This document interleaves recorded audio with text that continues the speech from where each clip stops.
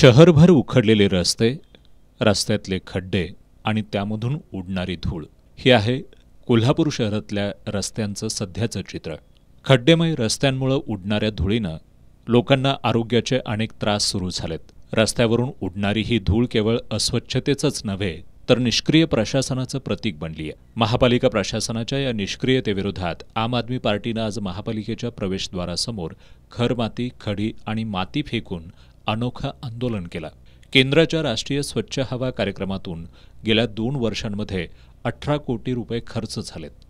एवढ्या मोठ्या प्रमाणात निधी खर्च करून सुद्धा शहरातील धुळीचा प्रश्न गंभीर होत चाललाय।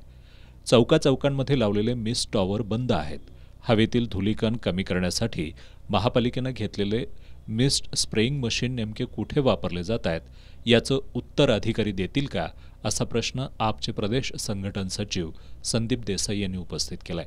महानगरपालिकेनं आतापर्यंत 2 वर्षांमध्ये 2 कोटी रुपये खर्च केलेले आहे। 2 कोटी रुपये म्हणजे एका महिन्याला 10 लाख रुपये।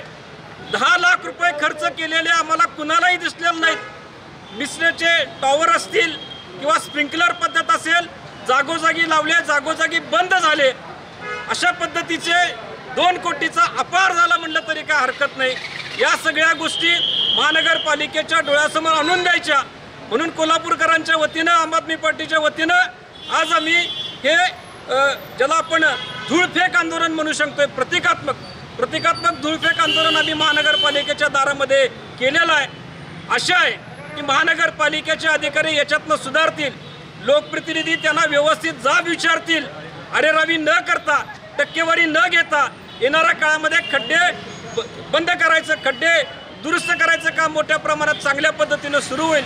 आणि तरीसुद्धा हे झालं नाही, अशाच पद्धतीचे खड्डे सातत्यानं कोल्हापूरच्या रस्त्यावर राहिले, असाच जर धुळीचा त्रास नागरिकांना सहन करायला लागला तर येणाऱ्या काळामध्ये हीच धूळ महानगरपालिकेच्या अधिकाऱ्यांच्या टेबलावर पडेल आणि अंगावर पडेल। त्याला जबाबदार फक्त महापालिकेचे अधिकारी आणि खबरगिरी करणारे हे लोकप्रतिनिधी असतील, एवढंच मला या निमित्ताने सांगायचं। आम आदमी पार्टीच्या या अनोख्या आंदोलनात शहर अध्यक्ष उत्तम पाटील, सूरज सुर्वे, अभिजित कांबळे, मोईन मोकाशी, उषा वडर, विजय हेगडे, संजय नलवडे आदींनी सहभाग घेतला।